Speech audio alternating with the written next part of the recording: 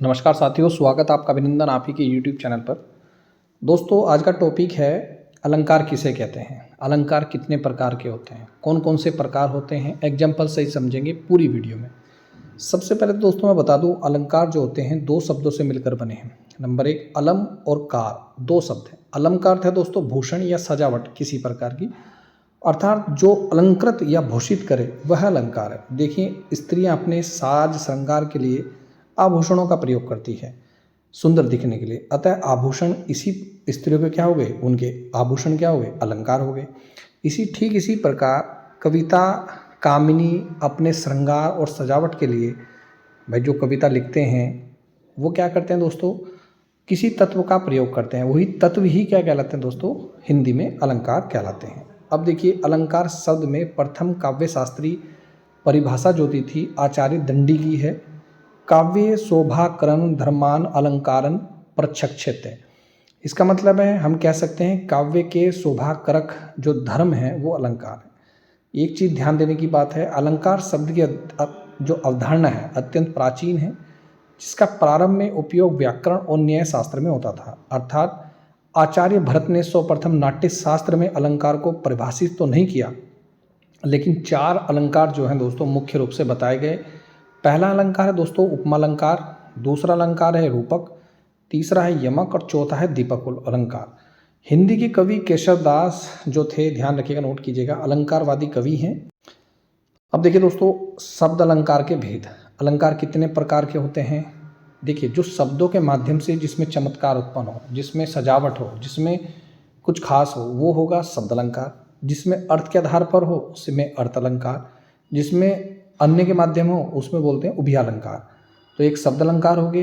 अलंकार तीन प्रकार के, शब्द अलंकार, अर्थ अलंकार, उभय अलंकार। अब मैं बात करूंगा शब्द अलंकार कितने प्रकार के होते हैं, जिसमें शब्दों के आधार पर आपका भेद किया गया। पहला है अनुप्रास अलंकार, दूसरा यमक अलंकार, तीसरा है श्लेष अलंकार, चौथा है वक्रोक्ति अलंकार, पांचवा है विप्स अलंकार। आइए दोस्तों, हम पढ़ते हैं सबसे पहले अनुप्रास अलंकार के बारे में। होता क्या है, परिभाषा देखिए, जिस रचना व्यंजनों की बार बार आवृत्ति हो वहाँ अनुप्रास अलंकार होता है। एग्जाम्पल जितने याद होंगे उतने आपके अच्छे होंगे। तो पहला एग्जाम्पल आपके सामने है, कुल कानन कुंडल मोर पंखा उर पे बनमाल विराजती है। इस वाक्य में देखिए, क वर्ण की आवृत्ति 3 बार और ब वर्ण की आवृत्ति 2 बार चमत्कार उत्पन्न हुआ है। तो इसी वजह से दोस्तों कौन सा अलंकार होगा, शब्द अलंकार होगा, यानी कि अनुप्रास अलंकार होगा। समझ में आ रहा है? नहीं आया तो कोई बात नहीं। नेक्स्ट एग्जाम्पल देखिए, छोरटी गोरटी या चोरटी अहीर की, एक ही अलंकार है, लेकिन आपको देखिए ट, इस पंक्ति में अंतिम वर्ण में ट की एक से अधिक बार आवृत्ति आई जिससे चमत्कार उत्पन्न हुआ है। तो ये भी किस प्रकार का अलंकार हुआ, यानी कि शब्द अलंकार हुआ। नेक्स्ट है दोस्तों, सुरभित सुंदर सुखद सुमन तुम पर खिलते हैं। तो इस वाक्य में प्रयुक्त सुरभित सुंदर और सुमन शब्दों में स वर्ण की आवृत्ति दोस्तों क्या हुई है, बार बार आई है। इसलिए दोस्तों ये भी कौन सा अलंकार हुआ, अनुप्रास अलंकार, यानी कि शब्द अलंकार हुआ है। नेक्स्ट एग्जाम्पल देखिए, बहुत सारे एग्जाम्पल कराऊंगा। विभव शालिनी विश्वपालिनी दुखदनी भय निवृत्ति शांति कारिणी सुख करनी है। इस वाक्य में न आवर की आवृत्ति और अणे की आवृत्ति बार बार हुई है, इसलिए ये दोस्तों किस प्रकार का एग्जाम्पल हुआ, शब्द अलंकार हुआ। अब और एग्जाम्पल देखिए, जो खग हो तो बसेरो करो मिली कालंदी कूल कदम की डारण। इसमें क्या वर्ण की आवृत्ति आई, कंकन किंकिन नुपुर धुनी सुनी, क्या है तो लखन सन राम हृदय गुनी। इसमें भी दोस्तों कै और न की आवृत्ति क्या आई है, ज़्यादा आई है, तो इसलिए। नेक्स्ट एग्जाम्पल है, मुदित महीपति मंदिर आए सेवक सचिन सुमंत बुलाए। तो भी इसमें मैं और सै की आवृत्ति बार बार हुई है। तो दोस्तों जिसको भी नोट्स लेने हैं, नोट जरूर परचेज कीजिएगा। यहाँ पर देखिए अनुप्रास अलंकार के भेद देखिए। आपने ये तो पढ़ लिया कि 3 प्रकार के अलंकार हैं, शब्द अलंकार, अर्थ अलंकार, उभय अलंकार। अब शब्द अलंकार आपने पढ़ लिए कौन कौन से हैं, ठीक है। अब पढ़ रहे हैं कि अनुप्रास अलंकार। और अनुप्रास अलंकार के भी दोस्तों कई हैं, जैसे छेक अनुप्रास अलंकार होता है, वर्त्य अनुप्रास अलंकार होता है, लाटा अनुप्रास अलंकार होता है। तो ये तो आपके सिलेबस में नहीं है, यूके ट्रिपल में छेक अनुप्रास है, वर्त्य अनुप्रास है और लाटा अनुप्रास, ये 3 अलंकार है। तो 3 अलंकार के बारे में थोड़ा सा देखिए। छेक का अर्थ है यहाँ पर वाक चातुर्य से, अर्थात वाक से परिपूर्ण, एक से एकाधिक वर्णों की आवर्ती को छेद अनुप्रास भी बोला जा सकता है। जैसे इस करुणा कलिंत हृदय में क्यों विकल रागनी बजती है। तो ये किस प्रकार का अलंकार हुआ दोस्तों? छेद अनुप्रास अलंकार हुआ। दूसरा अलंकार है, आप स्क्रीन पर देखिए, समझिएगा। नेक्स्ट अलंकार पर चलता हूँ। वृत्त्यनुप्रास क्या है? 3 अलंकार पढ़ूंगा। जहाँ एक या अनेक व्यंजनों की अनेक बार स्वरूपतः व क्रमतः आवर्ती हो, वहाँ वृत्त्यनुप्रास होता है। जैसे कलावती, केलिवती, कलिंदजा। फिर दूसरा कंकन, किंकणी, नुपुर, धुनि सुनी, कहत लखन सन राम हृदय मुनि। तो इसमें क की वर्णों की आवर्ती बार बार हो रही है, लेकिन इसमें 2 चीज ध्यान रखिएगा। अनेक व्यंजन अनेक बार तो आएंगे, लेकिन उसका स्वरूप, उसका क्रम, उसकी आवर्ती चेंजेस को देखने को मिलती है। ठीक है, तो कलावती का केलिवंती कर दिया, फिर कलादिनता कर दिया, फिर कंकन का किंकणी कर दिया। ठीक है, समझ रहा है? चरण का चोट कर दिया, फिर चोट चटकत का चकोट कर दिया, इस तरीके से। अब ये सभी दोस्तों सभी अलंकार आप पढ़ रहे हैं शब्द अलंकार। अब दूसरा अलंकार है दोस्तों यमक अलंकार। जब कविता में एक ही शब्द 2 या 2 से अधिक बार आए, लेकिन उसका हर बार अर्थ क्या हो, वहाँ भिन्न हो। यम शब्द एक ही जैसे देखने को मिलेंगे, लेकिन अर्थ अलग होगा। जैसे ध्यान से समझिए, जितना डीप समझेंगे उतना समझ में आएगा। जैसे कहे कवि बेनी, ये देखिए बेनी है, और यहाँ पे भी बेनी, लेकिन दोनों का अर्थ है कि बेनी बयाल की चुराई लीनी, रति रति शोभा सब रति के शरीर की। यानी कि पहली पंक्ति में बेनी शब्द आया, ध्यान से समझिएगा, और 2 बार आया बेनी बेनी। पहली बार जब आया बेनी का मतलब है कवि का नाम है, और दूसरी बार जब बेनी का मतलब है चोटी, यानी बेनी पर्यायवाची शब्द है, तो आपको याद होने चाहिए पर्यायवाची शब्द भी। इस प्रकार दूसरी प्रयुक्त पंक्ति में रति शब्द 3 बार प्रयुक्त हुआ। पहली बार रति रति अर्थ है रति के समान, जरा जरा सा, मतलब छोटा छोटा सा, टुकड़ा टुकड़ा सा, और दूसरे स्थान पर रति का मतलब है कामदेव की परम सुंदरी पत्नी रति। इस प्रकार बेनी और रति शब्दों की आवर्ती में यहाँ पर चमत्कार उत्पन्न है। 2 बार बेनी आया, 2 बार रति, 3 बार रति आया, लेकिन अलग अलग अर्थ हुआ। नहीं समझ में आया कोई बात नहीं दोस्तों। और देखिए, काली घटा का घमंड घटा, नव मंडल तारक वृद निकले। अब काली घटा तो मतलब बादलों के लिए बोल रहा है, घटा आ गई, लेकिन ये घटा वो भी तो होते हैं माइनस वाली, मैथमेटिक्स में माइनस वाली। तो देखिए, उपयुक्त काव्य पंक्ति में शरद के आगमन पर उसके सौंदर्य का चित्रण किया गया। वर्षा बीत गई, शरद ऋतु आ गई, तो काली जो घटा रहा करती थी बरसाती मौसम में, उसका घमंड क्या हो गया, घट गया। लेकिन घटा तो 2 बार शब्द है ना, एक घटा का मतलब तो काले बादल है, और दूसरे घटा का मतलब तो घटाव है, माइनस है।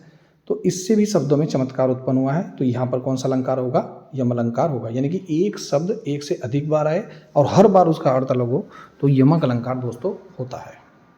तीसरा अलंकार देखिए, श्लेष अलंकार। श्लेष का अर्थ है दोस्तों चिपकना। जहाँ एक शब्द एक ही बार आए, लेकिन हर बार उसका अर्थ अलग होता है। तो दूसरे शब्दों में जहाँ एक शब्द एक से अधिक बार आए, वहाँ यमक अलंकार, लेकिन एक शब्द एक ही बार आ रहा है लेकिन अर्थ अलग अलग हो रहा है, तो वहाँ पर हो जाता है श्लेष अलंकार। जैसे एग्जाम्पल समझिए दोस्तों, चरण धरत चिंता करत, फिर चितवत चहूँ और, सुबरन को ढूंढत फिरत, कवि व्याभिचारी चोर। अब समझ में नहीं आएगी सर ये कौन सा अलंकार। देखिए, उपयुक्त दोहा है, दूसरी पंक्ति में सुबरन का प्रयोग हुआ है, जिसे कवि भी बोल सकते हैं, व्याभिचारी भी बोल सकते हैं, और चोर, तीनों ढूंढ रहे हैं। ठीक है, सुबरन का प्रयोग किया गया है। इस प्रकार एक शब्द सुबरन के यहाँ पर 3 अर्थ निकले। कवि सुबरन का अर्थ निकालते हैं अच्छे शब्द के लिए, लेकिन व्याभिचारी निकालते हैं सुबरन अर्थात अच्छा रंग रूप के लिए, और चोर भी सुबरन अर्थात स्वर्ण ढूंढ रहा है। अतः यहाँ है श्लेष अलंकार, यानी कि कवि व्याभिचारी चोर। तो यहाँ पर सुबरन को ढूंढत फिरत। अब सुबरन क्या है? सुबरन क्या है? अच्छे शब्द। कवि क्या ढूंढता है? अच्छे शब्द ढूंढता है। सुबरन को ढूंढत फिरत, 3 लोग ढूंढ रहे हैं सुबरन को, कवि भी ढूंढ रहा है, व्याभिचारी भी ढूंढ रहा है, चोर भी ढूंढ रहा है। और सुबरन है क्या? कवि तो ढूंढ रहा है अच्छे शब्द, चोर ढूंढ रहा है अपना स्वर्ण, सोना चांदी, हीरे मोती, और व्याभिचारी क्या कर रहा है? अच्छा रंग रूप ढूंढ रहा है। तो सुबरन को ढूंढत फिरत, यानी कि सिर्फ एक शब्द आया सुबरन, और हर बार उसका अर्थ हुए अलग अलग।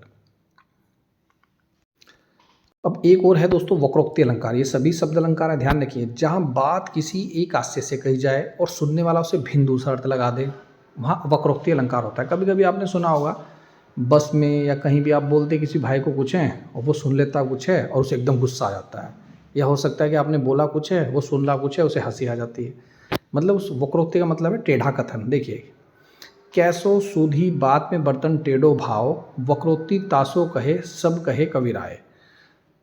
ये दो एग्जाम्पल हैं, ये दोनों समझा रहा हूँ। को तुम अगे घनश्याम हम, तो बरसों कित जाए, नहीं मनमोहन प्रिय फिर क्यों पकड़त पाए। अब कवि है, सो रहा है, और जैसी कुंडी खटखटाई तो कौन बोलता है कि घनश्याम हो। अब वो सोच रहा है कि बादल वाला घनश्याम है या कोई किसी का नाम है घनश्याम, वो आया है, उसने ये कुंडी खटखटाई है, होती है ना कुंडी दरवाजे में लगती है जो। तो को तुम घनश्याम हम, तो इस तरीके से यहाँ पर क्या हो गया, मतलब समझ में नहीं आया, टेढ़ा कथन। तो दोस्तों थोड़ा प्रैक्टिस भी कर लेते हैं, चलें।